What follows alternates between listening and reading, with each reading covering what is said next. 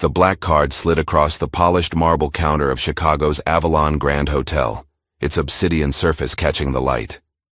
The receptionist's smirk was subtle, but unmistakable, as she looked from the card to the elderly black man standing before her in his impeccable suit. "Is this real?" she asked loudly enough for others to hear. "You know you need a real card for this hotel." What the staff didn't realize was that Elijah Rowe's quiet dignity masked decades of calculated patience. As he stepped aside and made a single phone call, the financial world trembled. $3.4 billion vanished from a deal with a single sentence. The man they had laughed at wasn't just wealthy. He was a shadow billionaire who had spent his life building an empire while institutions like theirs never bothered to see him as anything more than his skin color. Now that mistake would cost them everything. Just before we get back to it, I'd love to know where you're watching from today. And if you're enjoying these stories, make sure you're subscribed, because tomorrow's special episode is one you definitely don't want to miss. The Chicago winter had settled into the city like an unwelcome guest, bringing with it a bitter wind that cut through even the thickest layers. As evening fell, snow began to drift lazily from the darkening sky, dusting the gleaming glass exterior of the Avalon Grand Hotel. A classic midnight blue Rolls-Royce Phantom glided to a stop at the hotel's entrance. The doorman, a young man named Thomas, hesitated for a moment before stepping forward to open the car door. His delay was almost imperceptible. Almost. From the vehicle emerged a tall, distinguished black man in his early 70s. Elijah Rowe wore a perfectly tailored charcoal suit beneath a vintage camel hair wool coat. His silver hair was neatly cropped close to his head, and his goatee was impeccably trimmed. He carried himself with the quiet confidence of someone who had spent decades in rooms where he was the only one who looked like him. "Good evening, sir," Thomas said, recovering quickly as Elijah handed the keys to the valet. There was that slight pause again, the momentary recalibration that Elijah had grown accustomed to over the years. Elijah nodded politely. "Evening." His voice was deep and measured, carrying the subtle remnants of his Alabama upbringing despite decades in the North. As he entered the Avalon Grand's lobby, the artificial warmth wrapped around him, a stark contrast to the natural chill outside. The space was a monument to modern luxury, marble floors that reflected the glow of crystal chandeliers, plush seating areas populated by Chicago's elite, and staff moving with practiced efficiency. Several pairs of eyes flicked toward Elijah. As he crossed the lobby, a woman in her 50s clutched her designer purse a fraction tighter as he passed, her diamond-studded fingers tensing. Two businessmen paused their conversation, tracking his movement before resuming their discussion. A young couple simply stared. Elijah noticed it all but remained unbothered. After 72 years of life, these reactions had become as predictable as sunrise. He continued toward the front desk, his Italian leather shoes clicking softly against the polished floor. Behind the marble counter stood Samantha Keller, a slim woman in her 30s, with straight blonde hair pulled back into a tight ponytail. Her smile was practiced as Elijah approached. "Welcome to the Avalon Grand," she said, her voice carrying the sing-song quality of someone who had repeated these words thousands of times. "Thank you. I have a reservation. Elijah Rowe." Samantha's fingers danced across her keyboard. "May I see some identification, sir?" Elijah reached into his inner pocket and produced his driver's license along with a sleek Amex Centurion black card. He slid both across the counter. Samantha picked up the license first, then the card. Her expression shifted as she turned the black metal card over in her hand, a smirk forming at the corners of her mouth. "Is this real?" she asked, loud enough for others nearby to hear. "Sir, you know you need a real card for this hotel. We don't accept prepaid cards." A young man at the adjacent station glanced over and snickered. Standing a few feet away, Chloe Richardson, the hotel's newest front desk intern, watched the interaction with growing discomfort. At 23, she was still learning the ropes of luxury hospitality, but something about the exchange felt wrong. She fidgeted with her name badge, wanting to intervene but unsure if it was her place. "That is indeed my card," Elijah said, calmly. "You're welcome to run it." Samantha's smile tightened. She looked at Elijah, then back at the card, making another visual assessment of his suit, his bearing, his face. "Let me get my manager to assist you," she said, in a tone that suggested help was the last thing she intended to provide. Within minutes, Philip Danvers appeared from a back office. The hotel manager was in his mid-40s with perfectly coiffed hair and a smile that never reached his eyes. He approached with an air of practiced concern. "Is there an issue here?" Philip asked, directing his question to Samantha rather than Elijah.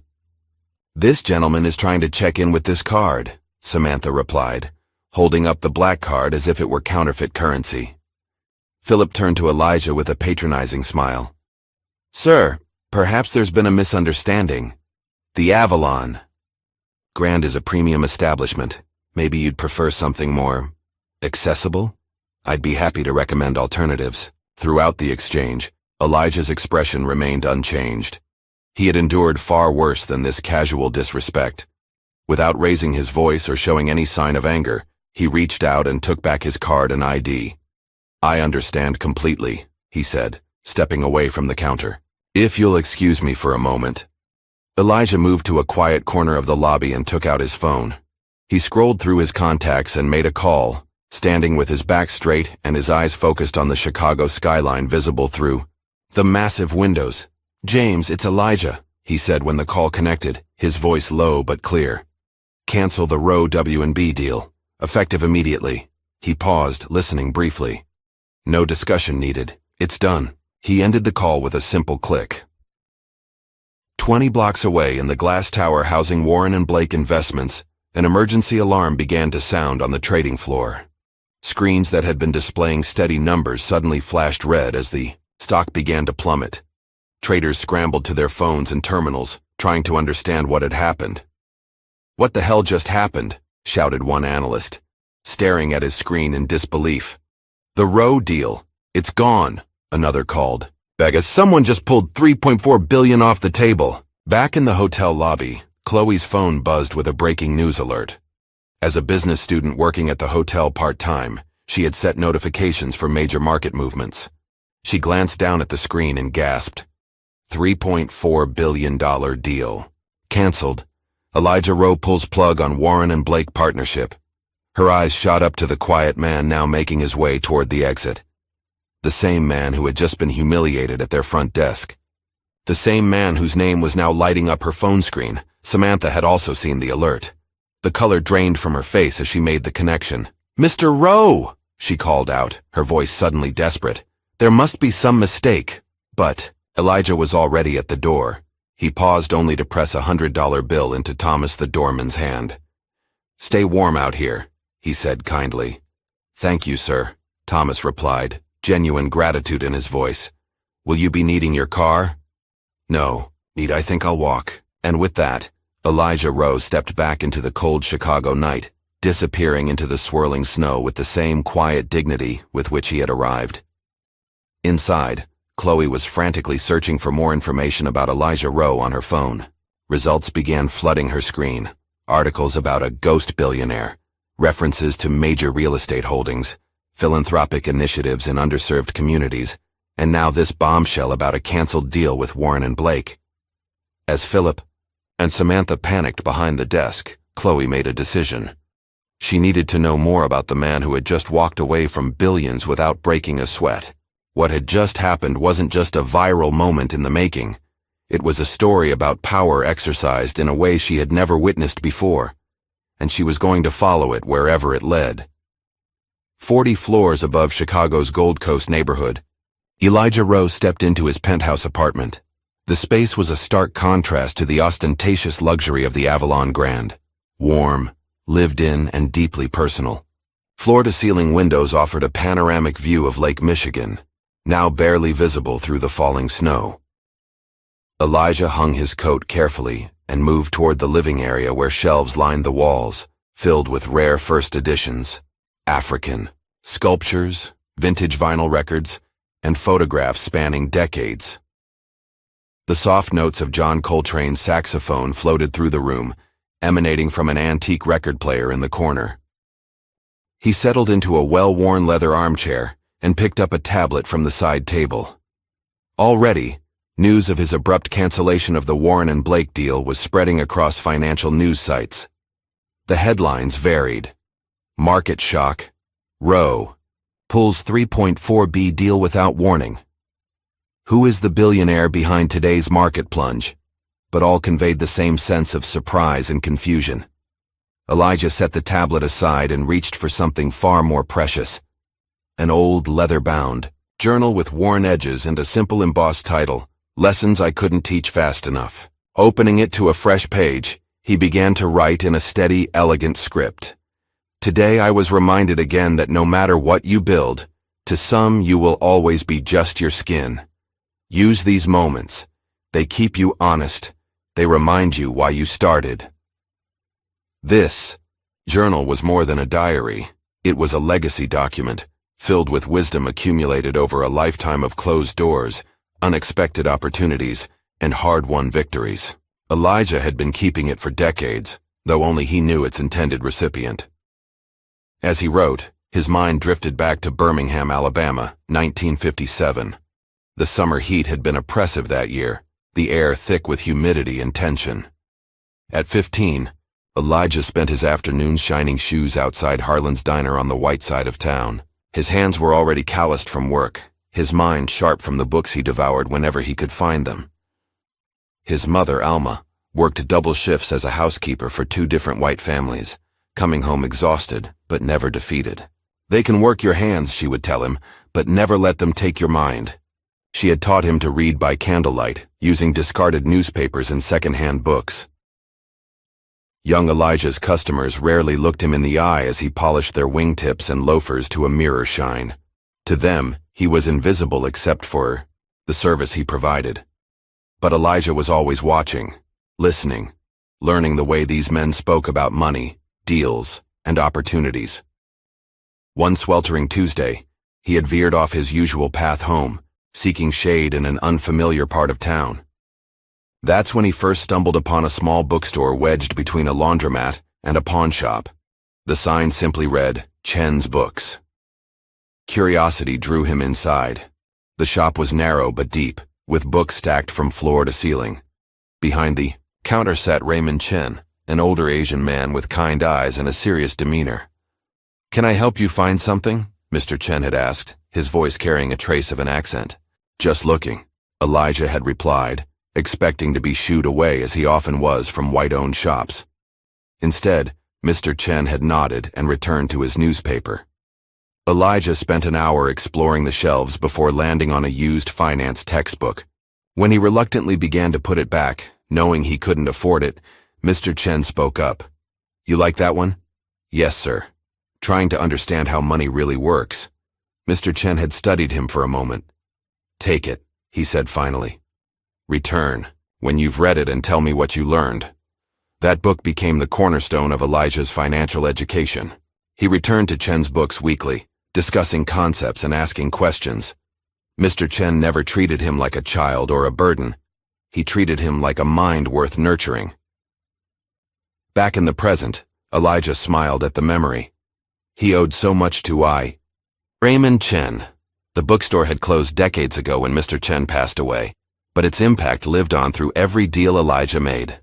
His first real venture had begun with repairing and reselling radios he found at junk shops. Using the profit, he had purchased minimal stock in a failing hardware store, applied what he'd learned about merchandising and inventory management, and turned it around within a year. By 25, he owned 3 small businesses. By 30, he had started buying real estate, and along the way, he had met Gloria Jackson. As if summoned by his thoughts, the elevator to his penthouse dinged, and Gloria herself stepped into the foyer. Now in her early 60s, she carried herself with the confidence of someone who had been in the trenches and survived. Her silver-streaked hair was pulled back in a stylish twist, and she wore a simple but elegant pantsuit. "I've been calling you for an hour," she said, hanging up her coat. "Should have known you'd be in here with your music and memories while the financial world burns." Elijah chuckled. "Hello to you too, Gloria." They had come a long way from that first meeting, when Gloria, a 24-year-old single mother, with a sharp mind and sharper tongue, had applied to be his administrative assistant. She'd been his first hire, and over 4 decades, she had become his most trusted confidant, the COO of his company, and his closest friend. Gloria pulled out her phone and held it up. "Anonymous billionaire disrupts markets after hotel snub," she read aloud. "Couldn't keep a low profile for one night, could you?" "They wanted to see me as a joke," Elijah replied, closing his journal. "Now they'll have to see me. The press will swarm once they connect the dots, and Warren and Blake won't take this lying down." Elijah smiled slightly. "Let them come. They'll look into me. I want them to." Gloria shook her head but couldn't suppress a smile of her own. "For a man who's spent 50 years avoiding publicity, you've picked one hell of a way to step into the spotlight. Sometimes the lesson needs to be public," Elijah said, standing and moving to the window. "How's David's startup coming along?" The mention of her son's name brought a mixture of pride and worry to Gloria's face. "He called earlier, actually. He's excited. Says Warren and Blake's venture division reached out about his new fintech platform. They're talking about a potential investment." Elijah turned, his expression serious now. "Warren and Blake contacted David? When?" "Yesterday. He's over the moon about it. I didn't tell him about what happened tonight. Should I?" Elijah was silent for a moment, considering the implications. "No," he said finally. "Not yet. Let me think about this."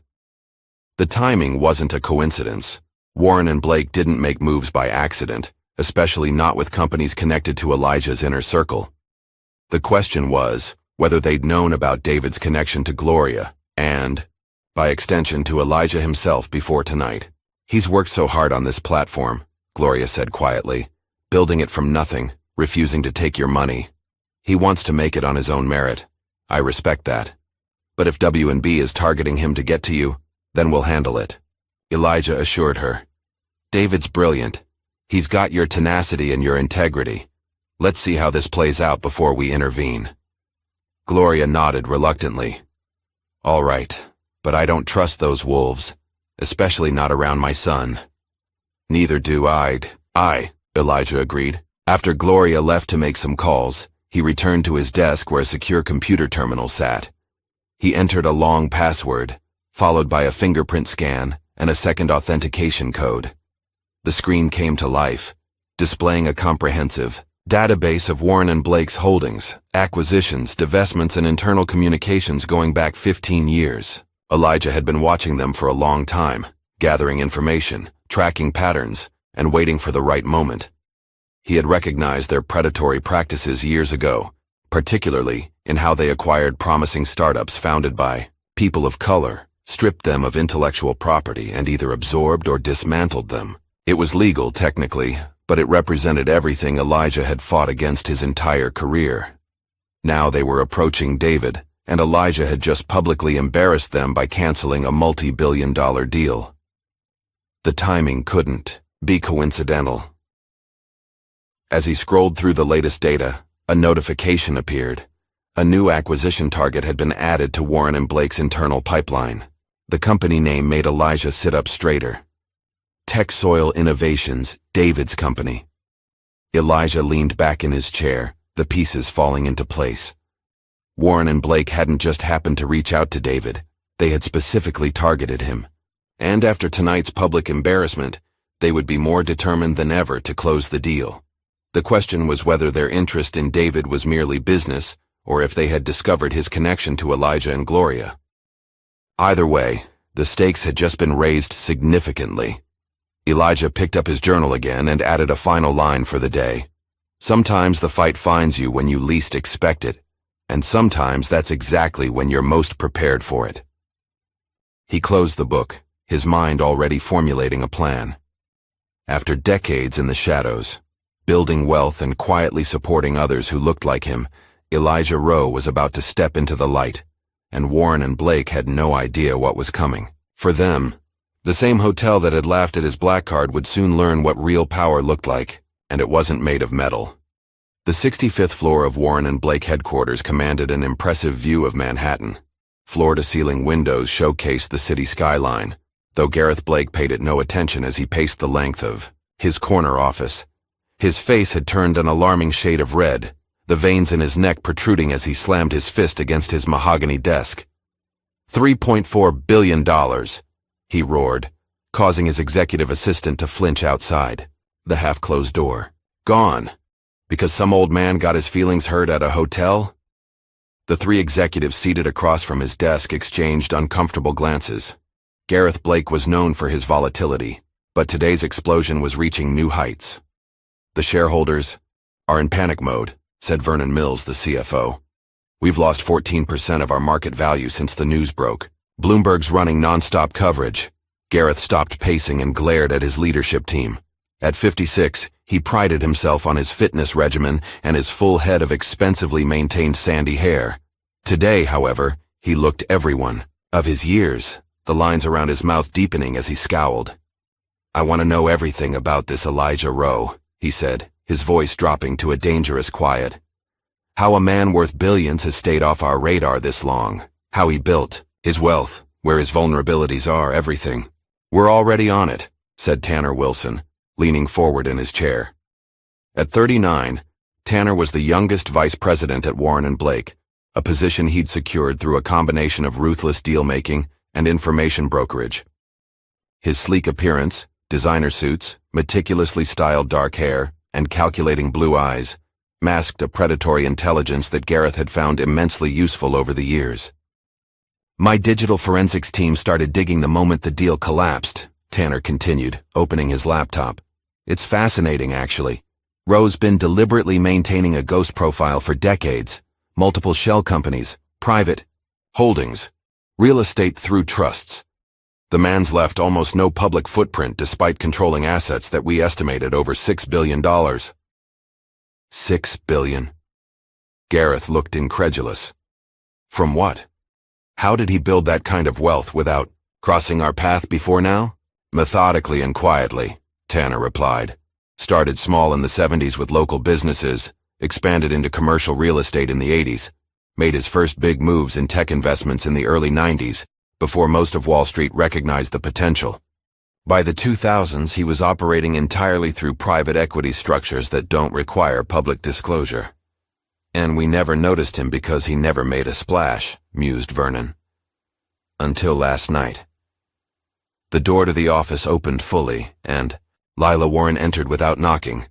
At 32, she carried herself with the confidence of someone who knew her place in the world, not just as Gareth's daughter, but as the executive vice president of strategic development.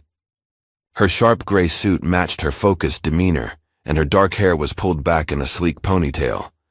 Unlike her father, Lila had built her reputation on careful analysis and ethical considerations. The tension between their approaches was well known throughout the company. This is gonna blow up worse than you think, she said without preamble, setting her tablet on the desk. Social media is already connecting the dots between Rowe's treatment at the Avalon Grand and our deal collapse. Black card billionaire is trending. Gareth waved dismissively. Twitter outrage fades. The market will stabilize. Not this time, Lila countered firmly. This isn't just about bad PR. There's a clear narrative forming about how institutions like ours have systematically underestimated and excluded black wealth. Reporters are starting to dig into Rowe's history, and by extension, our acquisition. Patterns. The room fell silent. Everyone present knew exactly what she meant.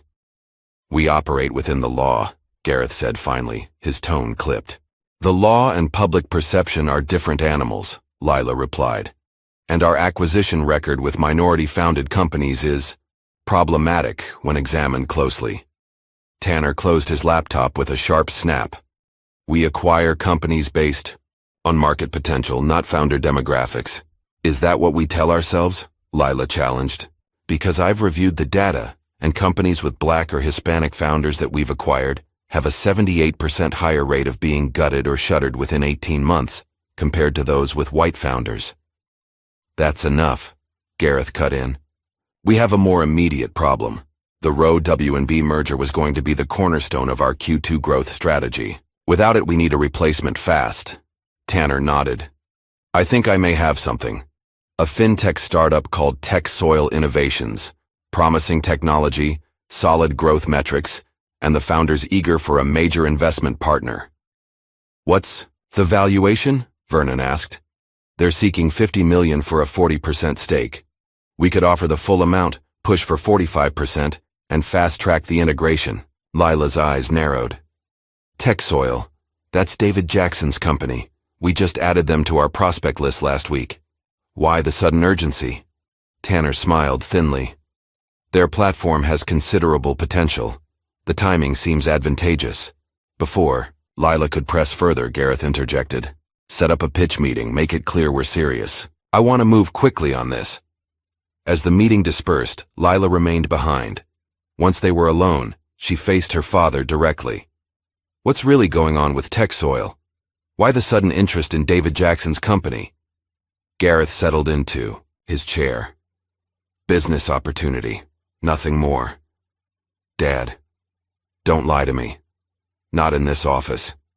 A tense silence stretched between them before Gareth relented slightly. Tanner found a connection. David Jackson is Gloria Jackson's son. "And who's Gloria Jackson?" "Elijah Rowe's right hand for almost 40 years. His COO. Lila's expression shifted from suspicion to alarm.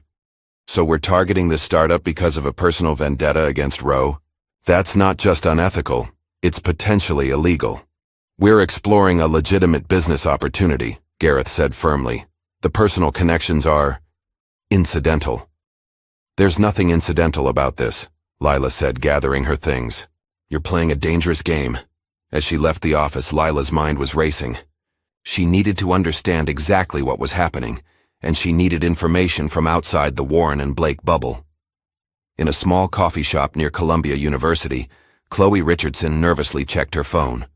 Her anonymous blog post, "The Billionaire You Laughed At," had been shared over 20,000 times since she published it the previous night. She'd been careful to change enough details to protect her job at the Avalon Grand, but the essence of the story was unmistakable. A distinguished black businessman humiliated, followed by a financial power move that had Wall Street reeling. She jumped as someone pulled out the chair across from her. "Chloe Richardson?" The woman extended her hand. "Lila Warren, thank you for meeting me." Chloe's eyes widened. "You're—" "Yes.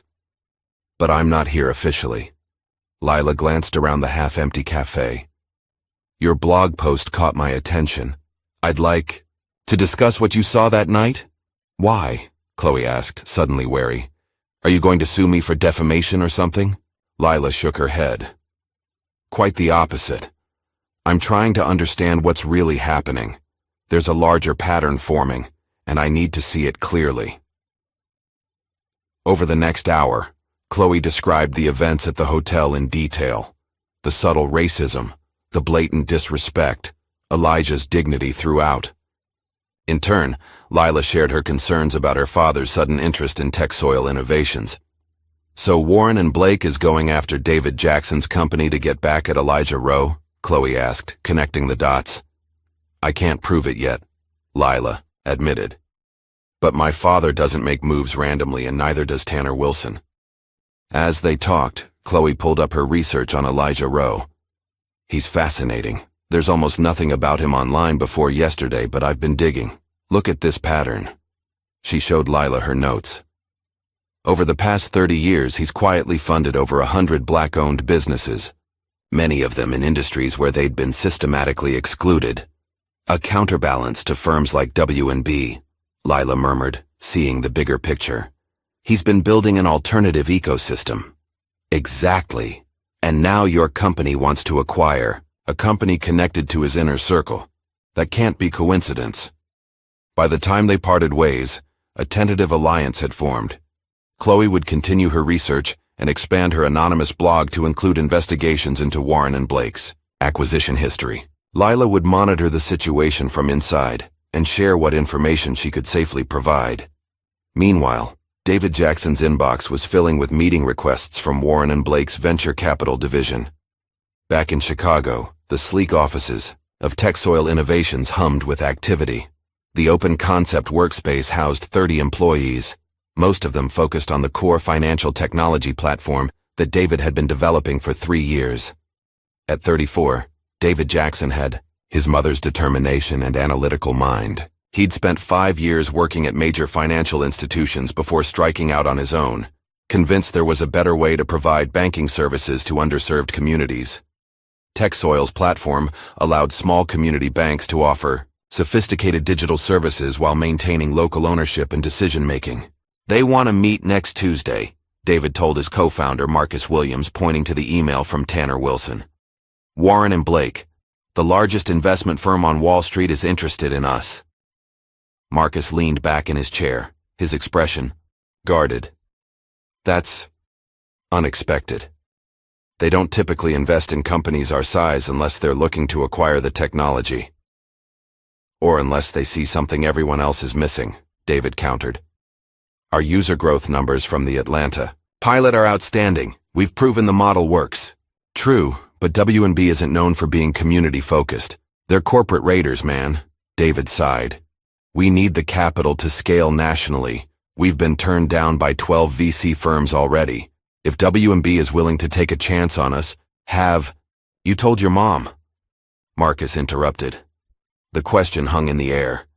David's relationship with his mother, and by extension with Elijah Rowe, was complicated. He loved and respected both of them deeply, but had been determined to succeed without leveraging their connections or resources. "Not yet," David admitted. "I want to have more details first." His phone rang, Gloria calling. David shot Marcus an "I'll handle this" look, and answered. "Hey, Mom." "David, how are you? I'm just checking in." He could hear something in her voice, tension, perhaps concern. "I'm good. Actually, we just got some potentially exciting news. Warren and Blake's VC division reached out about a possible investment." A pause, longer than normal. "Warren and Blake? When did this happen?" "Yesterday." "Why?" "Do you know something about them?" Another pause.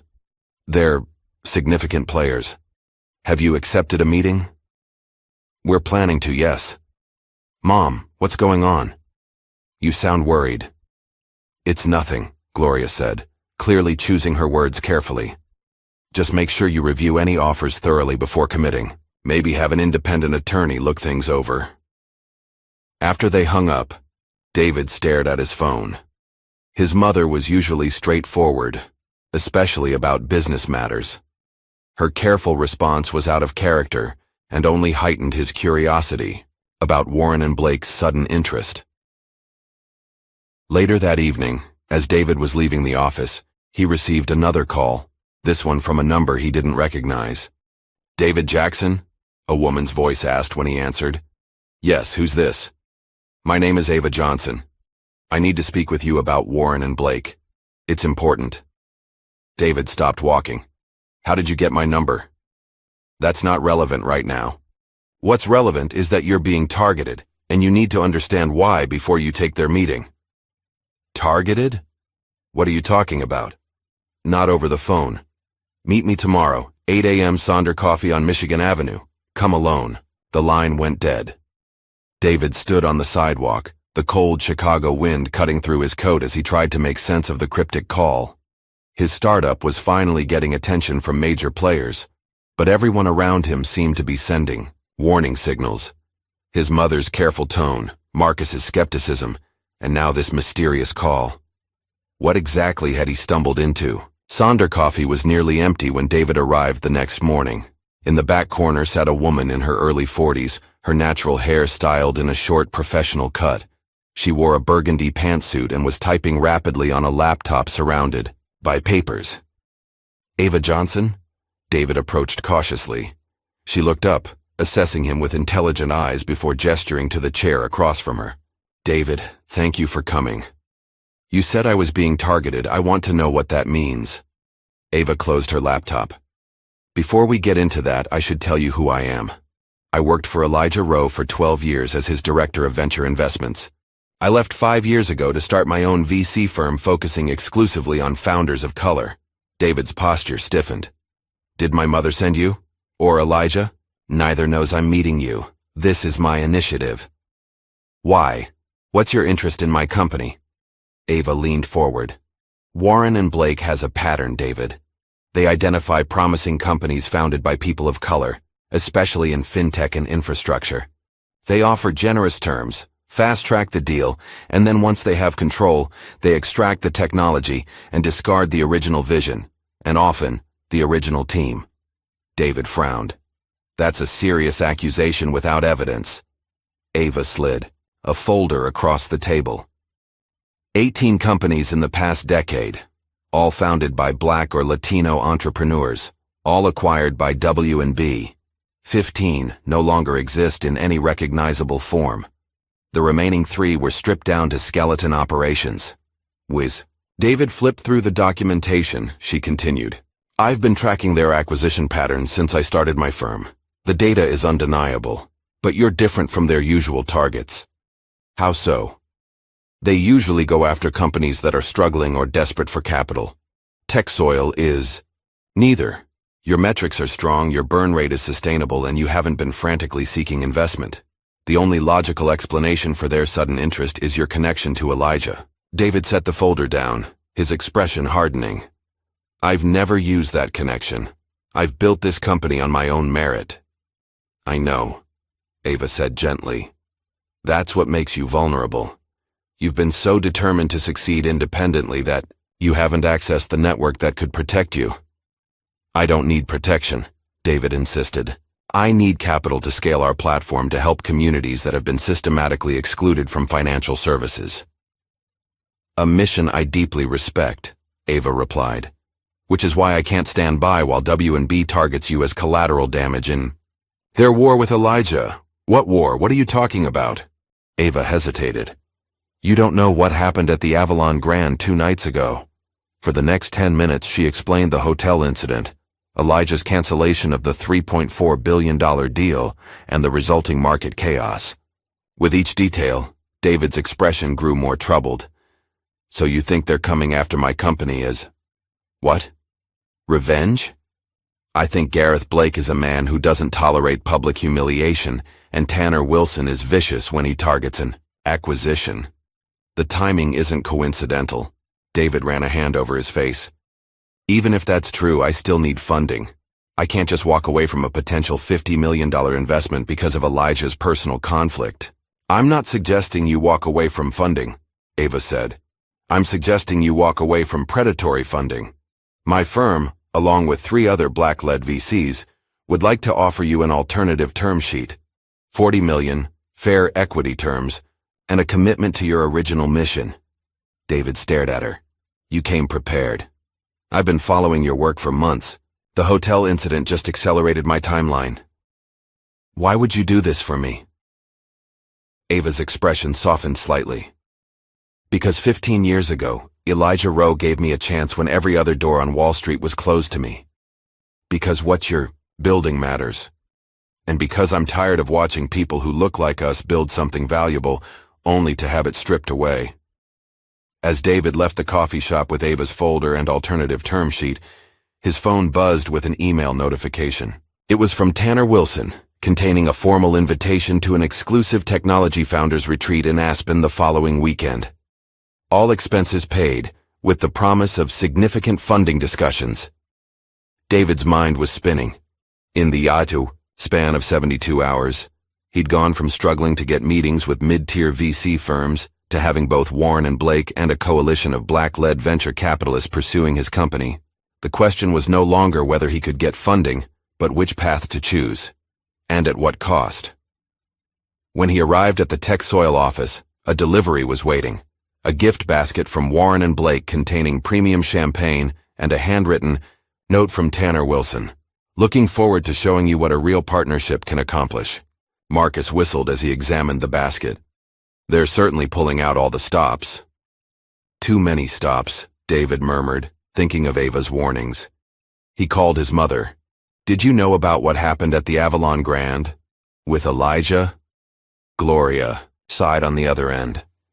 Yes. And you didn't tell me? Even when I mentioned Warren and Blake's interest? I was trying to protect you, David. I didn't want you caught in the crossfire. Mom, I'm 34 years old. I don't need protection. Need information. W&B is inviting me to some exclusive retreat in Aspen to discuss funding. Don't go, Gloria said immediately. David, please. At least talk to Elijah first. So he can tell me what to do? No. I've built this company without his help, and I'll make this decision the same way. The hurt in his mother's voice was subtle but unmistakable. This isn't about your independence, it's about your legacy. What you're building is too important to become collateral damage in a corporate vendetta. After they hung up, David sat in his office, staring at the Aspen invitation. Part of him wanted to decline immediately based on Ava's evidence and his mother's concerns. But another part, the part that had fought for recognition and validation his entire career, wanted to at least hear what Warren and Blake had to offer. He made his decision. He would go to Aspen, listen to their pitch, but make no commitments. Meanwhile, he would have his legal team review Ava's alternative offer. He would make an informed choice based on what was best for TechSoil's mission, not based on Elijah's conflicts or his own desire to prove his independence. In her office, at Warren and Blake, Lila Warren was examining financial records that she shouldn't have had access to. Using her executive clearance, she had pulled the complete acquisition histories of the companies Chloe had identified in her research. What she found made her feel physically ill. Tanner's team had developed a systematic approach to acquiring minority-founded companies. First, they'd identify promising technology. Then they'd structure deals with complex contractual terms that appeared generous on the surface, but contained clauses allowing W&B to seize control under specific conditions. Once acquired, the original founders were typically marginalized or pushed out within 12 months. The technology would be extracted, rebranded, and integrated into W&B's larger systems. It was legal technically, but it was predatory and deliberately targeted founders who had limited access to high-quality legal representation or alternative funding sources. And now, they were planning the same approach with David Jackson. Lila copied the key files to an encrypted drive, her heart racing. What she was doing could end her career, possibly even lead to legal consequences. But she couldn't remain complicit in what amounted to systematic corporate exploitation. She sent an encrypted message to Chloe. If he signs, it's over. We need to warn him before Aspen. The exclusive mountain retreat in Aspen was everything the invitation had promised. Luxury accommodations, gourmet meals, and a carefully curated group of 20 high-potential founders from across the country. David recognized a few faces from tech publications and startup conferences, but most were unfamiliar. Tanner Wilson played the perfect host, introducing David to influential investors and tech journalists. David's platform is going to revolutionize community banking, he told them, his hand resting companionably on David's shoulder. We're extremely excited about TechSoil's potential. The presentations were slick and compelling. Market projections showing TechSoil reaching unicorn valuation within 18 months under Warren and Blake's guidance, case studies of successful W&B partnerships, and technical seminars on scaling. Financial platforms. What wasn't mentioned were any of the companies from Ava's folder. On the second evening, David found himself seated next to Gareth Blake at a private dinner. The W&B CEO was charming and attentive, asking thoughtful questions about TechSoil's mission and technology. Your commitment to underserved communities is admirable, Gareth said, signaling for their wine glasses to be refilled. It aligns with our own efforts to expand financial inclusion. David nodded, maintaining a neutral expression. That's our core mission, providing sophisticated banking infrastructure to communities that have been historically excluded. Exactly why we're interested, Gareth replied smoothly. Scale is the challenge, isn't it? Having the resources to deploy nationally while maintaining quality control. That's why we've been selective about our funding partners, David said carefully. We need investors who understand our mission is non-negotiable. Gareth smiled. Of course. In fact, we've prepared a term sheet that I think you'll find compelling. 50 million minimal board interference and an accelerated deployment timeline. As coffee was served, Tanner joined them with a leather portfolio containing the formal offer. We've included some special provisions, he explained as David reviewed the documents. A backdoor clause that would allow you emergency liquidity, Options after 18 months, preferred shares structure, and technology licensing terms. David's eyes caught on the licensing section, noting the broad language about derivative applications and affiliated utilization. The wording was complex enough that he'd need his attorneys to fully unpack the implications. "This is comprehensive," he said neutrally. "I'll need my legal team to review it, of course." "Of course," Gareth agreed readily. "Though we are hoping to announce this partnership at our quarterly meeting next week, the market response would be significant." The pressure was subtle, but unmistakable. As the dinner continued, David noticed a server who seemed vaguely familiar. Something about his eyes or the way he moved. The man caught David looking and quickly turned away, focusing on refilling water glasses at another table. Later that night, as David was preparing for bed in his suite, his phone buzzed with a cryptic text from an unknown number. "Don't sign anything. Evidence coming. L." He stared at the message, wondering if L was Lila Warren. Before he could contemplate further, there was a soft knock at his door. When he opened it, the hallway was empty, except for a small USB drive on the floor. David picked it up, closed the door, and plugged it into his laptop. The drive contained two items, a video file and a document. The video showed earlier segments of his dinner with Gareth and Tanner, clearly recorded surreptitiously, but it included conversation that had occurred before David joined them. "Remember, don't mention the IP extraction timeline," Gareth was saying on the recording.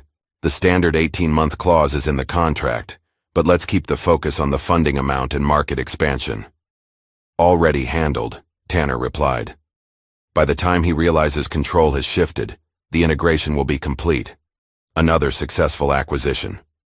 And a nice little message to Elijah Rowe about the consequences of public humiliation," Gareth added with a cold smile. The document was a detailed analysis of Warren and Blake's previous acquisitions of minority-founded companies, showing that systematic pattern of acquisition and dismantling.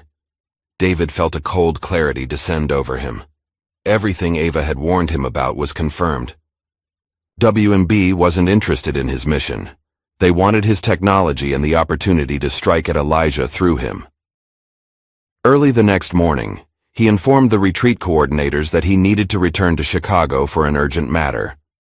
He was polite but firm, declining Tanner's attempts to schedule a follow-up meeting. As the private jet Warren and Blake had arranged transported him back to Chicago, David wrestled with conflicting emotions. On one hand, he felt naive for having been tempted by their offer. On the other, he felt a renewed determination to succeed on his own terms, not as an extension of Elijah, but not as a pawn in W&B's corporate games either.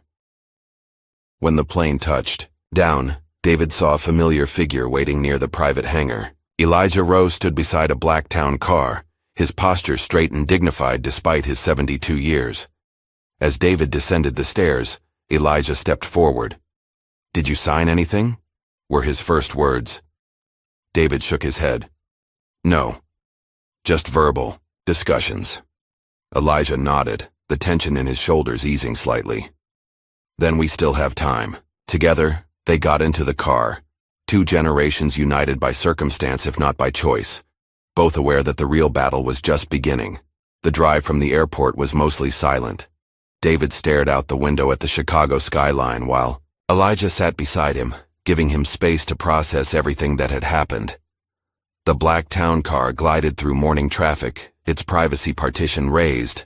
When they finally spoke, it was David who broke the silence.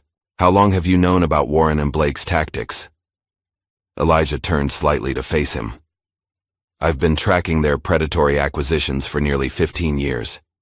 At first, it seemed like standard corporate ruthlessness. But around 2012, I noticed a pattern specifically targeting Black and brown founders. And you never said anything, never went public with it?"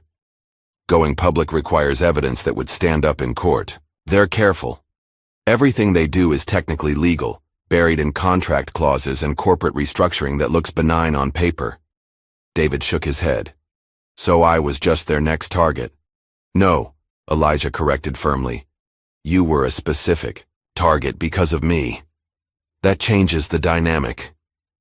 The car pulled up to a nondescript building in the West Loop. Despite its plain exterior, David recognized it as one of the most secure private office spaces in Chicago, rumored to be used by visiting dignitaries and high-level financial transactions requiring absolute privacy. Inside, the space was modern and minimalist. Waiting for them was a small group of people. Gloria, her expression a mixture of relief and concern. Ava Johnson, whom David had met earlier. Chloe Richardson, looking nervous but determined. And a woman David recognized from news photographs as Lila Warren. "You brought Gareth Blake's daughter into this?" David asked Elijah quietly as they approached. "She brought herself," Elijah replied. "Sometimes our strongest allies come from unexpected places." Gloria immediately embraced her son. "Thank God you didn't sign anything." "I almost did," David admitted. "They made a compelling case." "They always do," Ava said, stepping forward. "That's how they've taken down so many of us." Elijah gestured for everyone to sit around the conference table. "Before we go further, David needs to see what he narrowly avoided." He produced a tablet and played the recording from the Aspen dinner, the same one David had viewed the night before, but with additional footage. The complete version showed Gareth and Tanner explicitly discussing how they would dismantle TechSoil, extract its technology, and leave David with nothing but a hollow shell of his company. "They do it to us in different ways," Elijah said as the video ended. "But always the same goal: take what we build, eliminate our ownership, and erase our contributions." David's expression hardened. "How did you get this recording?" "I have contacts from my earlier business days, people who understand the importance of documentation." "You had me watched.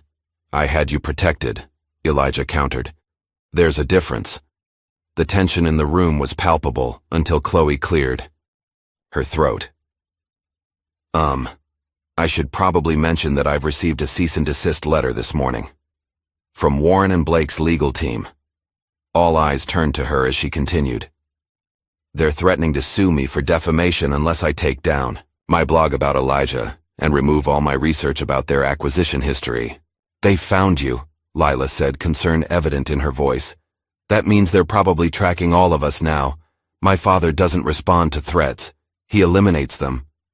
"What do you mean?" Chloe asked, her earlier confidence faltering.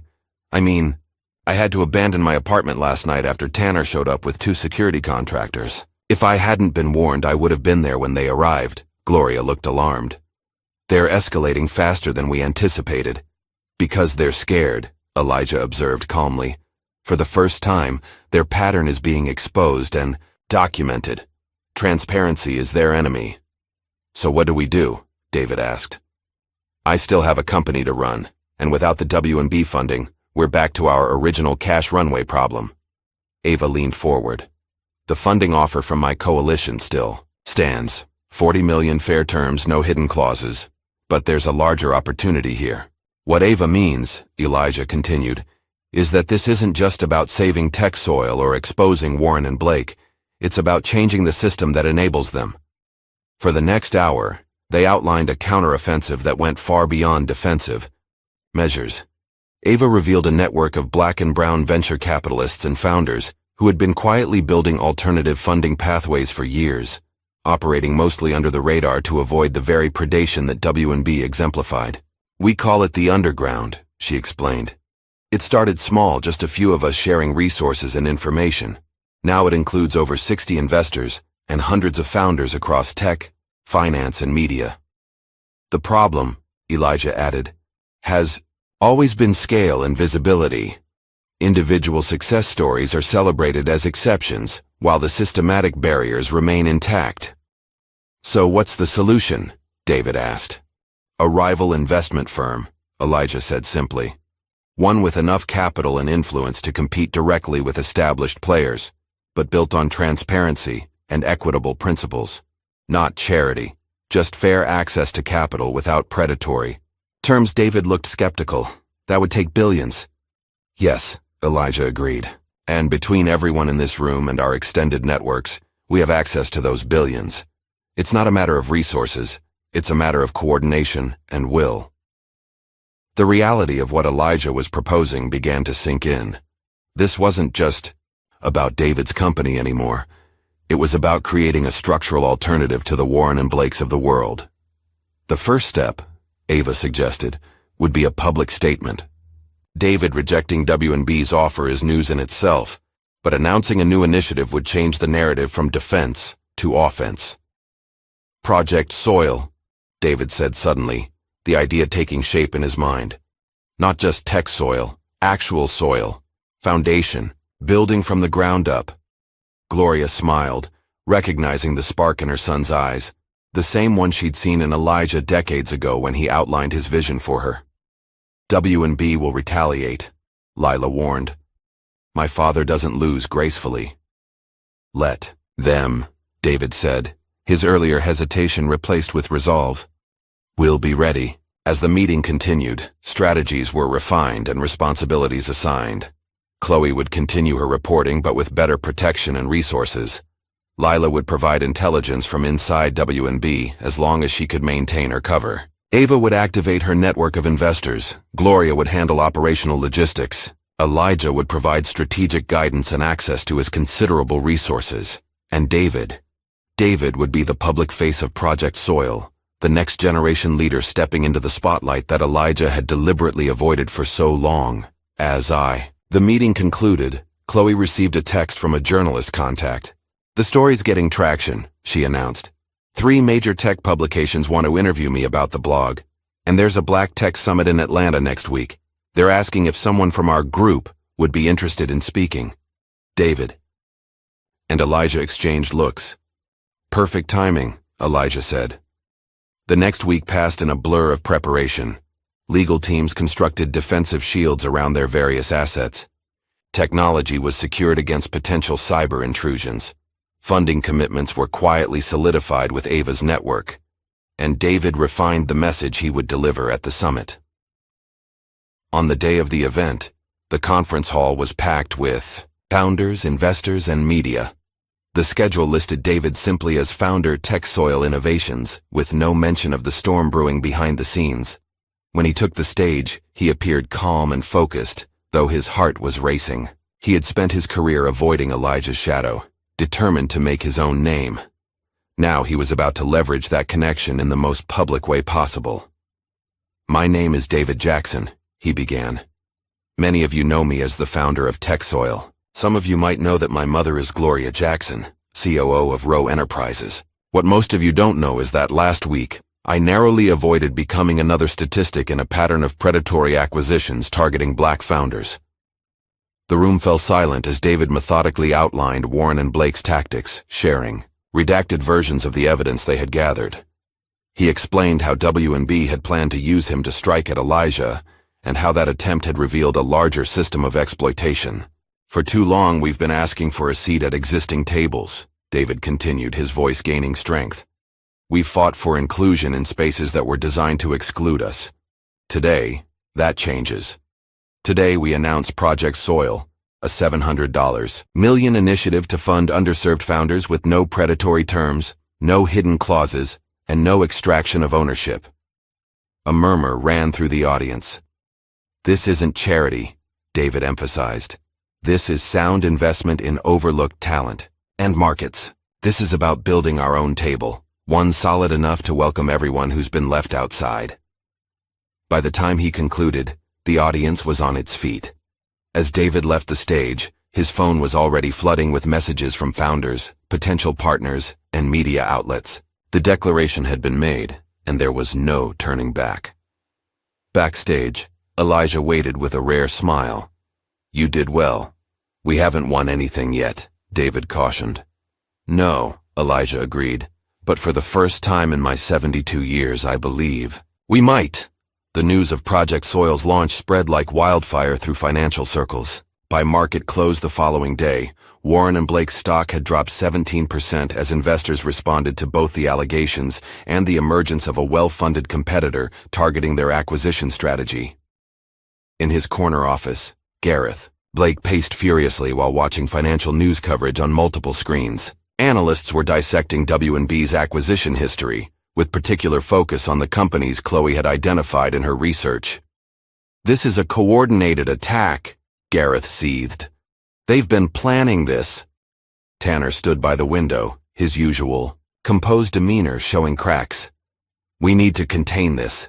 The Q2 report is due in 3 weeks, and if the stock doesn't recover, I know what happens if the stock doesn't recover, Gareth snapped. Where are we on the digital cleanup? Working, around the clock.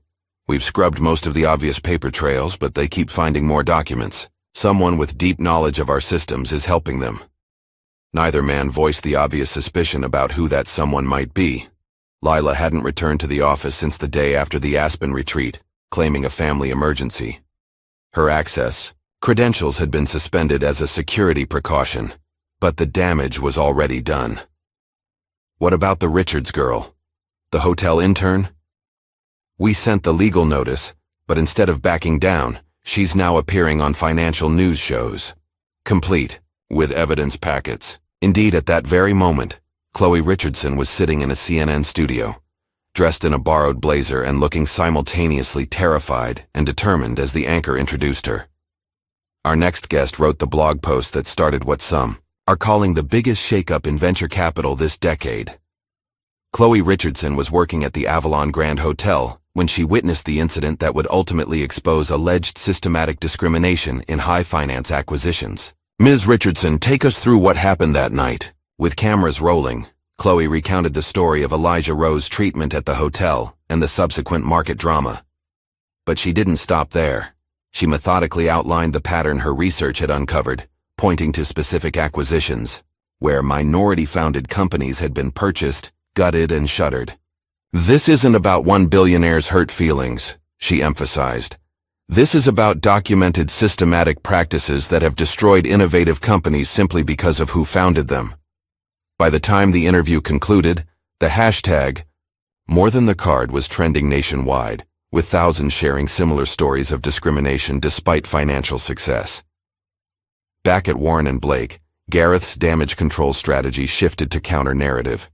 He scheduled a press conference, gathering the company's most prominent minority executives to stand behind him as he addressed the allegations. Warren & Blake Investments has always been at the forefront of diversity and inclusion in financial services, he declared to the assembled press. The recent accusations are based on incomplete information and mischaracterized business decisions. We evaluate acquisition targets based solely on market potential and technological innovation, never on the demographics of founders. The performance might have been convincing if not for what happened next.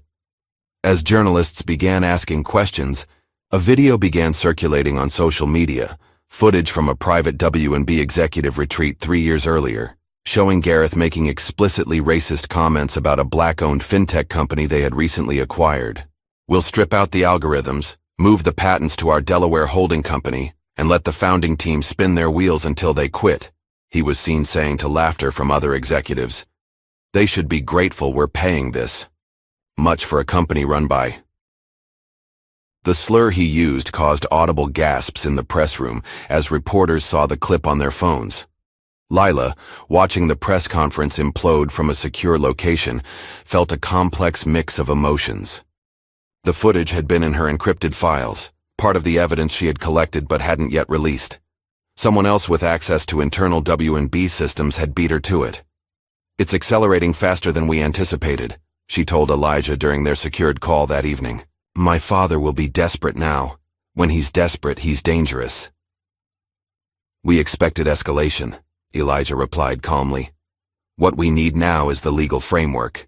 How soon can your contact at the SEC be ready? They're already building the case.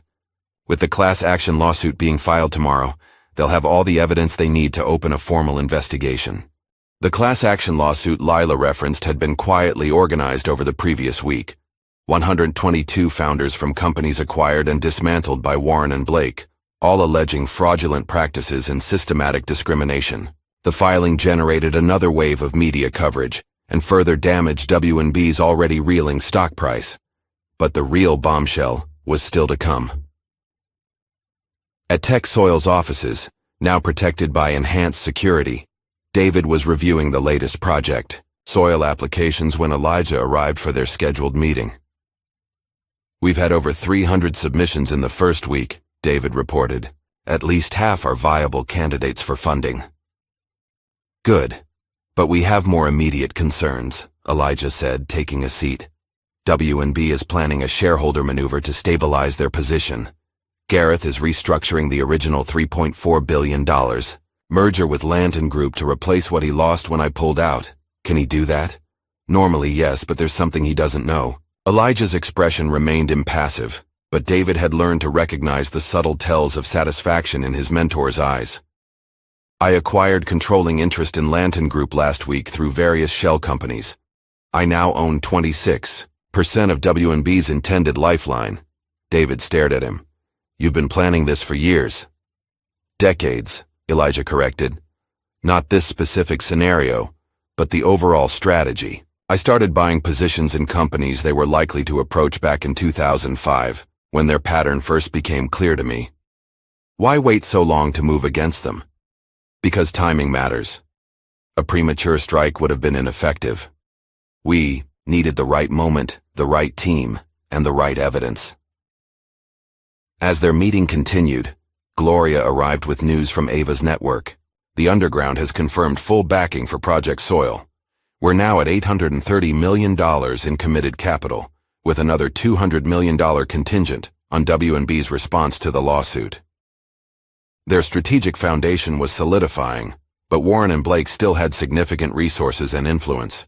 The next phase would determine whether their counterstrike would land decisively or be absorbed by the institutional defenses that had protected predatory practices for decades.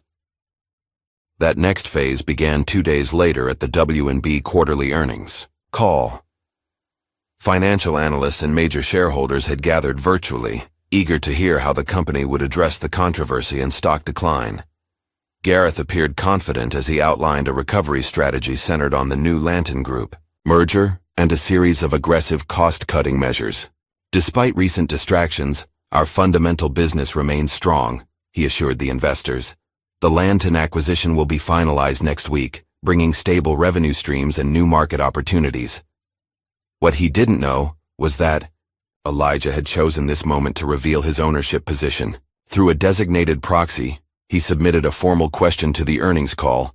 Given that Elijah Rowe now controls 26% of Lantern Group, and considering the recent allegations against W&B's acquisition practices, will the board be reconsidering this merger and Mr. Blake's continued leadership? The question created immediate chaos on the call. Gareth visibly faltered. Analysts began shouting questions, and the stock ticker displayed in the corner of the screen showed another sharp decline as traders reacted in real time. This claim is unsubstantiated, Gareth stammered. We have binding agreements with Lantern's leadership, but the damage was done. Within hours, W&B's board called an emergency session to assess the situation.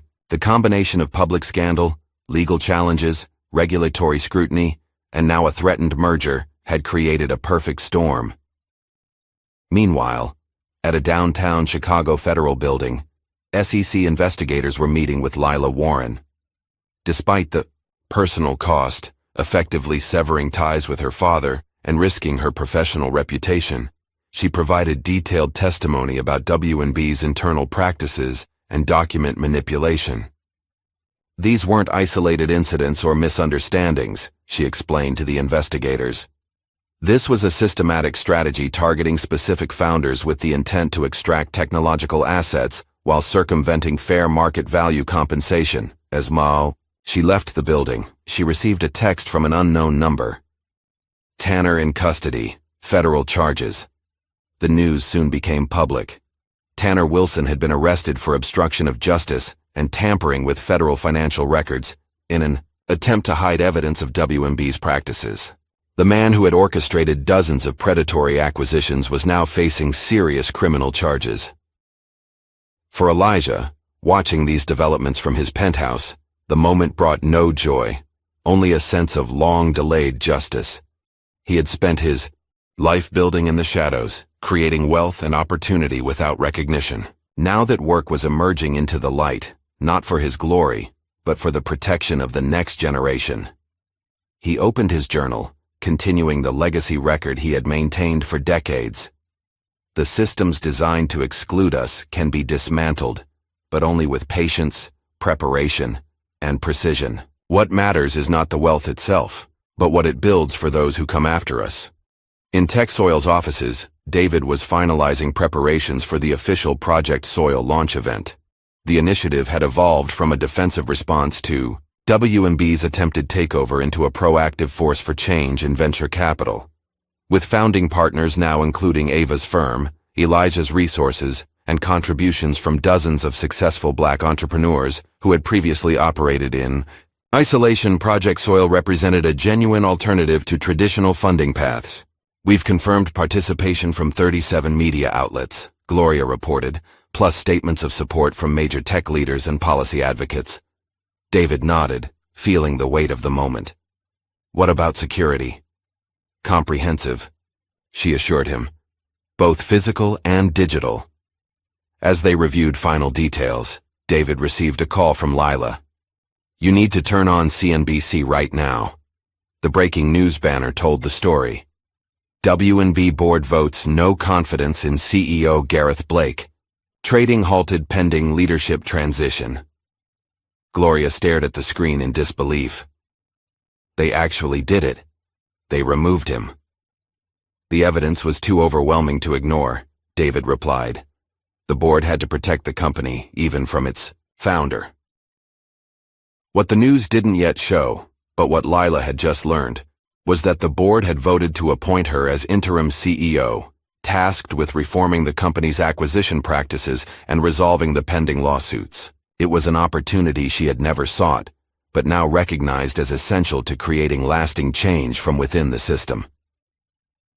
The call from the board had been unexpected but clear. They needed someone with both insider knowledge and credibility. With the reform movement, someone who could bridge the old and new financial worlds. Will you accept? David asked when she shared the news. I think I have to, she replied. Someone needs to ensure this isn't just a cosmetic change. The system doesn't transform just because one CEO falls. As they spoke across town, Elijah was meeting with a private banker, finalizing the transfer of $250 million in personal funds to Project Soil's foundation. Not a loan or an investment, a direct contribution with no strings attached. You're so sure about this amount, Mr. Rowe? The banker asked, clearly uncomfortable with the size of the transaction. Entirely sure, Elijah replied. Sometimes you need to put real resources behind your convictions. When asked later why he had chosen this moment to deploy such significant capital after decades of careful, quiet investing, his answer was simple. I built wealth for a purpose, not just for possession. This is that purpose. The stage was now set for the public launch of Project Soil and the beginning of a new chapter in financial inclusion. The counterstrike had landed more effectively than anyone had anticipated, transforming from a defensive maneuver into a movement with the potential for lasting structural change. For Elijah, David, Gloria, Ava, Lila, and Chloe, drawn together by circumstance but united by purpose, the work was just beginning. The system that had allowed Warren and Blake to prey on minority founders for decades wouldn't be dismantled overnight. But for the first time, there was a clear path forward and the resources to walk it. The wolves had been exposed. Now it was time to build something better in their place. The morning of the Warren and Blake annual shareholders meeting dawned clear and cold in New York City. Streets surrounding the company's Manhattan headquarters were blocked off not just for the usual security concerns, but to manage the unprecedented crowds that had gathered. Protesters stood behind police barricades, many holding signs with phrases like "Black Money Matters" and "More Than the Card." News vans lined the adjacent streets. Satellite dishes pointed skyward as reporters delivered live updates against the backdrop of the gleaming skyscraper. Inside Elijah's penthouse in Chicago, a different kind of gathering was taking place. Chloe, David, Ava, and Gloria watched multiple screens displaying live feeds of the scene in New York. Elijah sat slightly apart, observing both the coverage and his allies with quiet attention. They're expecting over 3,000 shareholders to attend in person, Chloe reported, monitoring social media trends on her laptop. That's triple the usual turnout. The board tried to make it virtual only. After everything that's happened, Ava added. but the bylaws require an in-person option during leadership transitions. David paced behind the seating area, unable to contain his nervous energy. And we're sure about the proxy votes. The international investors are confirmed? Gloria nodded. All secured and verified. Lila's legal team has been preparing for this moment for the past week. The mention of Lila's name caused a momentary pause. None of them had seen her in person since she'd accepted the interim CEO position. Her communication had been limited to encrypted messages and brief calls, always focused on strategic necessities. The burden she carried, standing against her own father while trying to save the company from his legacy, was one they could only imagine. "It's time," Elijah said simply, checking his watch. On screen, the shareholders' meeting was beginning. The atmosphere in the grand hall was tense, with security personnel stationed at regular intervals along the walls. Board members filed onto the stage, their expressions carefully neutral despite the turmoil of recent weeks. In his temporary role as acting chairman, Herbert Wilson called the meeting to order. His silver hair and distinguished appearance projected stability, exactly what the board hoped would calm nervous investors. "Ladies and gentlemen, thank you for joining us for this year's annual meeting," Herbert began. "As you're aware, we face unprecedented circumstances that require careful navigation. Before we address the leadership transition, we'll hear from Mr. Blake, who has requested an opportunity to address the shareholders." A murmur swept through the audience as Gareth Blake strode to the podium. Though no longer CEO, he remained the company's largest individual shareholder and a powerful presence. Despite recent events, he appeared confident, even defiant, in an impeccably tailored suit. "Fellow shareholders," he began, his voice steady. "Over 30 years ago, I founded this company with a vision of excellence and innovation in financial services. Together, we've built Warren & Blake into a global leader, delivering consistent returns and breaking new ground in investment strategies." He paused, surveying the room. "Recent weeks have seen our reputation challenged by unsubstantiated allegations and coordinated media attacks. I stand before you today to address what I believe is an orchestrated attempt to undermine not just my leadership, but the fundamental success of our business model." For the next 15 minutes, Gareth delivered a masterful defense, reframing the controversy as a competitor's sabotage attempt while positioning himself as the only leader with the experience to guide the company through the crisis. "The board's hasty decision to remove me as CEO was made under pressure, without full consideration of the facts," he concluded. "Today, I ask you to reaffirm your confidence in my leadership by voting to reinstate me as Chief Executive Officer and to reject the temporary appointment of Lila Warren, whose inexperience and conflicted loyalties make her uniquely unqualified for this position." Applause broke out from certain sections of the audience. Blake loyalists and those who feared continued stock declines without stable leadership. But much of the room remained silent, waiting. Herbert Wilson returned to the microphone. "Thank you, Mr. Blake. Before we move to discussion, we have an unexpected speaker request that the board has approved. Mr. Elijah Rowe would like to address the shareholders." In Chicago, Ava turned to Elijah with wide eyes. "You're not in New York. How?" Elijah stood, straightening his tie. "I have a video link scheduled, if you'll excuse me." He disappeared into his home office, closing the door behind him. Moments later, his face appeared on the large screens at the shareholders' meeting, dignified and composed. "Good morning," he began, his deep voice filling the hall. "For those who don't know me, my name is Elijah Rowe. Until recently, I was prepared to enter into a $3.4 billion merger with your company. Today, I'd like to tell you a story, one that begins not in a boardroom, but in a hotel lobby." With measured words and perfect clarity, Elijah recounted the incident at the Avalon Grand. He described the mockery of his black card, the condescension, and his subsequent decision to cancel the Warren & Blake deal. But he didn't stop there. "What happened to me that evening was not an isolated incident," he continued. "It was a symptom of a deeper pattern, one that extends throughout your company's acquisition strategy and corporate culture." Using precise data points and specific examples, Elijah outlined the predatory practices that had been uncovered. He didn't raise his voice or display anger. He simply presented the facts, with the quiet authority of someone who had spent decades studying his opponent. This is not about personal vendettas or market competition, he emphasized. This is about basic integrity in business practices. It's about acknowledging that talent, innovation, and value exist in all communities and deserve fair treatment in the marketplace.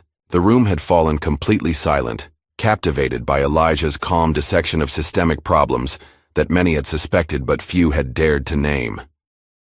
Today you face a choice about the future of this company, he concluded.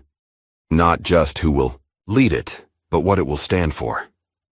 I have no personal interest in Warren and Blake's internal affairs, but as a significant shareholder in multiple companies connected to your operations, I do have an interest in seeing business conducted ethically and fairly. As Elijah's image disappeared from the screens, Herbert Wilson nervously returned to the podium. Thank you, Mr. Rowe. We will now proceed to the vote regarding current leadership. Before he could continue, the rear doors of the hall opened. Lila Warren entered, walking confidently down the center aisle. Unlike her father's power suit, she wore a simple navy dress with a tailored jacket. Her expression was determined as she approached the stage. In Chicago, Gloria gasped. She wasn't supposed to appear in person. It's too dangerous. She's making a statement, David observed. Standing her ground. On stage, Lila took the microphone. Before we vote, I'd like to present additional information relevant to this decision. She activated a presentation, showing internal documents and communications that her team had verified and authenticated over the past week. These records demonstrate a pattern of intentional targeting of minority-founded companies, followed by systematic dismantling of those businesses after acquisition. Gareth stepped forward, attempting to interrupt, but Herbert held up a hand to stop him. The bylaws were clear. Each speaker had their allotted time. Additionally, Lila continued, I have brought with me today proxy votes from our European and Asian investors, representing approximately 28% of outstanding shares. These institutions have reviewed the evidence and support the board's decision for new leadership. Murmurs spread through the audience. With Elijah's holdings, Lila's proxies, and likely support from institutional investors concerned about legal exposure, the math was suddenly looking very unfavorable for Gareth Blake. I am not here to destroy what my father built, Lila said, her voice steady despite the tension. I am here to reform it, to preserve what works while eliminating what doesn't. Warren and Blake can be both profitable and ethical. We don't have to choose. When the votes were tallied 30 minutes later, the results were decisive. Gareth Blake was officially removed from all positions within the company, and Lila's appointment as CEO was confirmed with a 62% majority. As Gareth left the stage, security officers met him at the exit. Among them was a man in a dark suit who quietly identified himself as an FBI agent. The federal investigation had progressed faster than anyone anticipated, with Tanner Wilson apparently providing testimony in exchange for leniency. Outside the building, David Jackson was addressing a crowd of reporters who had gathered in response to the shareholder vote. Though he hadn't attended the meeting in person, his position as the face of Project Soil made him a natural focal point for media interest. Today isn't about the fall of one company or one CEO, he told the cameras. It's about the beginning of a new approach to investment and opportunity. Project Soil represents a $700 million commitment to funding marginalized founders with fair terms and genuine support. As David outlined the initiative's structure and goals, Chloe's live blog of the events crashed repeatedly from excessive traffic. The hashtag #JoshLegacyBuilt began trending worldwide, with thousands sharing stories of businesses they had built despite systematic barriers. While the public spotlight focused on New York, Elijah remained in his Chicago penthouse, watching the coverage with quiet satisfaction. When the others had departed to manage their respective responsibilities, Gloria stayed behind. They sat together in comfortable silence, two veterans of a long struggle finally seeing tangible progress. Through the windows, they could see snow beginning to fall over the city skyline. Did we do enough? Gloria asked finally, her voice soft with the weight of decades. Elijah considered the question carefully. "We did what we could," he replied, watching the snowflakes dance in the wind. "Now it's theirs." Later that evening, alone in his study, Elijah opened the leather-bound journal that had chronicled his journey. He wrote a final entry with the same steady hand that had recorded his thoughts for over 50 years. "The true measure of success is not what you build for yourself, but what you enable others to build after you're gone. The doors are open now, the paths are cleared. The rest belongs to those who will walk through them." He closed the journal and placed it in a small safe hidden behind a bookshelf. On the safe's door was a simple engraved plaque bearing David's name. The battle had been won. But Elijah knew that the larger war for equity and opportunity would continue long after his time. His role now was to ensure that the next generation had the resources, knowledge, and foundation to carry it forward. Legacy wasn't just about money or buildings, or companies. It was about continuing the work, the real work, of creating a world where talent and determination could succeed regardless of what card you carried in your wallet or what skin you lived in. 1 year later, spring sunshine bathed Chicago's south. Sighed in warm light as David walked through the polished glass doors of the Project Soil Innovation Hub.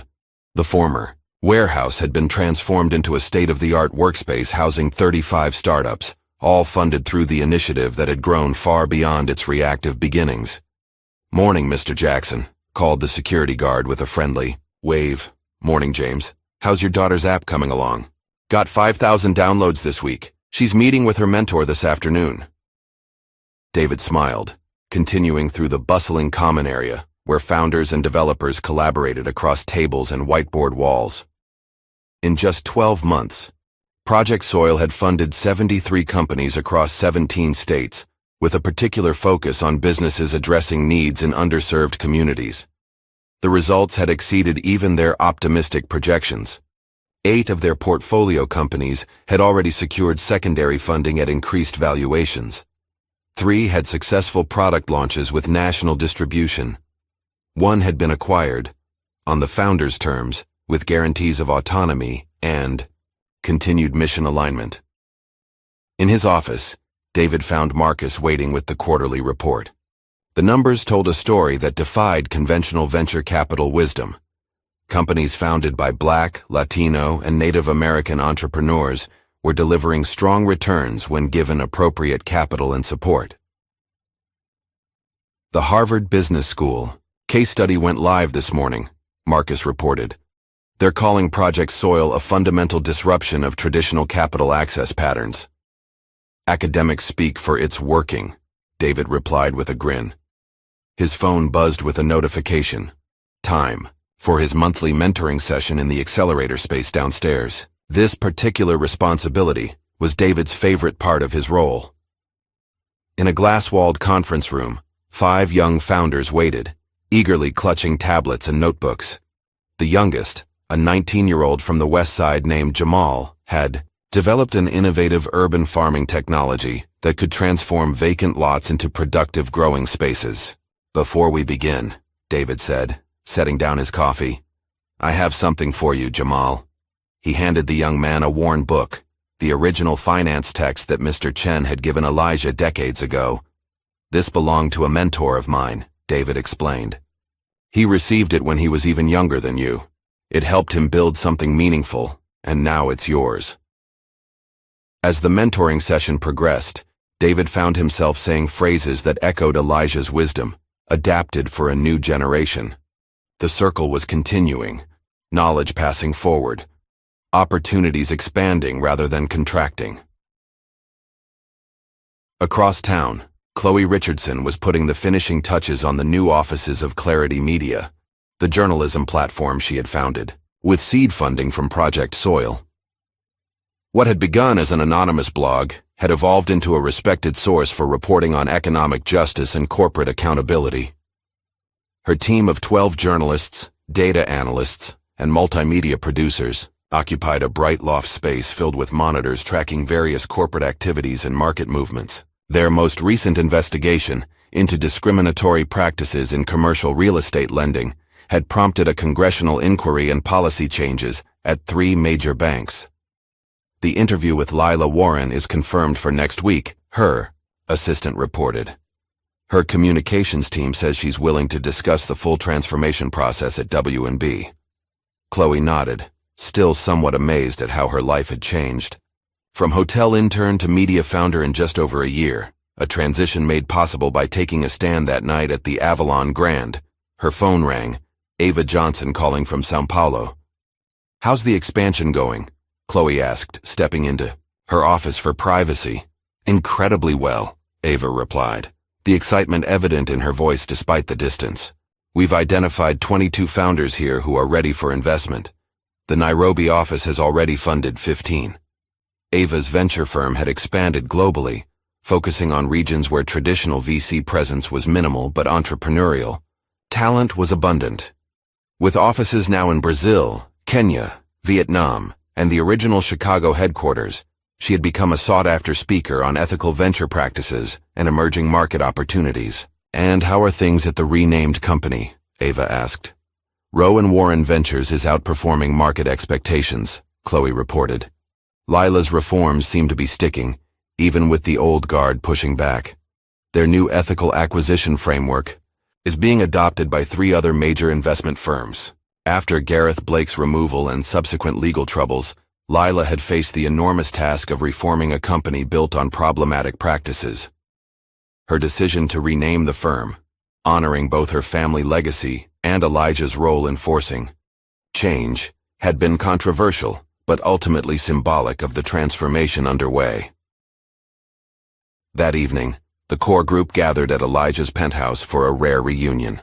Gloria, now serving as Project Soil's chief operating officer, arrived first, followed by David, Ava, Chloe, and finally Lila, who flew in from New York specifically for the occasion. They had assembled for the Legacy Gala, an event honoring pioneers in economic equity and inclusive finance. Elijah had reluctantly agreed to accept a Lifetime Achievement Award after decades of avoiding public recognition. "I still don't understand why I need to be on a stage," he grumbled good-naturedly, as Gloria adjusted his bow tie. "Because sometimes, symbols matter," she replied. "A whole generation of young entrepreneurs needs to see what's possible." At the gala, held in the grand ballroom of the Thompson Center, Elijah received a standing ovation as he approached the podium. Though he had maintained his preference for privacy over the past year, his role in catalyzing the changes now spreading through the financial world was widely recognized. His acceptance speech was characteristically brief and powerful. "For too long, success for people who look like me has been defined as gaining entry to spaces built by others. Tonight, I want to emphasize a different truth. It's not about being allowed in. It's about knowing you never needed their permission to build something valuable, something lasting, something yours. Thank you for this honor, but the real achievement belongs to those who are building what comes next." As applause filled the room, David watched his mentor with deep appreciation. Elijah had shown him a path that combined principled conviction with strategic patience, a combination that created change more lasting than either could achieve alone. A week after the gala, the Avalon Grand Hotel sent Elijah a formal invitation. The new management, acutely aware of how the previous incident had exposed broader issues, requested his presence for a special apology and unveiling of their renewed commitment to inclusive hospitality. Elijah declined with a polite but firm letter. Instead, he suggested they host Chloe Richardson for a journalistic review of their actual policy changes and staff training. The symbolic gesture would have been easy. The substantive reforms were what mattered. Meanwhile, in Chicago's Chinatown, David had been working on a secret project. Using part of his first Project Soil returns, he had purchased the building that once housed Chen's bookstore, the place where Elijah's journey had begun with the gift of a finance textbook.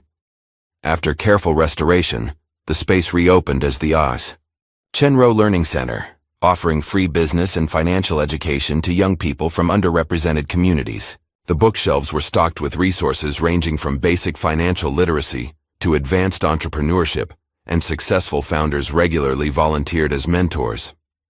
"Mr. Chen gave me knowledge when I had nothing else," Elijah had told David when he first visited the renovated space. "He understood that access to information is the foundation of everything else. The center became a pipeline for future Project Soil participants, a place where ideas could form and skills could develop long before formal funding was needed. It represented the fullest expression of the ecosystem they were building, not just capital, but knowledge, network, and nurturing. Summer turned to fall, and with the changing seasons came change of another kind. Gloria arrived at David's office one morning, her expression solemn. "It's Elijah," she said simply. "Last night, in his sleep." The news spread quickly through their network. Though not unexpected, Elijah had been slowing down in recent months. The loss left a profound void. He had been their North Star, their strategic visionary, their living connection to a history of struggle and perseverance. David received a call from Elijah's attorney later that day. "Mr. Rowe left specific instructions," the lawyer explained. "There's a journal that belongs to you secured in his private safe." That evening, David sat alone in his apartment, the leather-bound journal open before him. Decades of observations, strategies, and wisdom filled the pages, a roadmap not just of Elijah's life, but of the system he had navigated and the counter-system he had built. On the final page, in Elijah's distinctive handwriting, was a single line. "Don't let them laugh you out of your future." David closed the journal, feeling the weight of inheritance, not just of wealth or position, but of purpose. Elijah had never sought to be remembered for his billions or his buildings. He had wanted to be remembered for what he enabled others to build. In the months that followed, the seeds Elijah had planted continued to grow and multiply. Project Soil expanded to 5 additional cities. Chloe's media platform received a Pulitzer nomination for investigative reporting. Ava's Global Venture Network funded its 100th company. Lila completed the transformation of Rowe & Warren into an industry leader in ethical investment practices. At the one-year memorial service, they gathered not in mourning but in celebration. A jazz quartet played softly in the background, Elijah's favorite music filling the space as founders, entrepreneurs, and community leaders shared stories of how his vision had touched their lives. One young woman, the founder of a healthcare technology company funded by Project Soil, summed up the sentiment that filled the room. "Mr. Rowe showed us that success isn't just about accumulating capital, it's about deploying it where it matters most." As David looked around at the diverse gathering, people of all backgrounds united by a shared commitment to creating opportunity where barriers had once stood, he recognized the true nature of Elijah's legacy. It wasn't a building or a bank, account, or even a business empire. It was a ripple effect that would continue long after all of them were gone. Each business funded, each job created, each community strengthened, was another wave in the pattern Elijah had set in motion. The journal closed. The music played on. And the work, the real work, continued. Was it ever about the money? Or was it always about being seen as human? If this story of power, dignity, and justice moved you, like and subscribe for more narratives that challenge how we see the world and each other.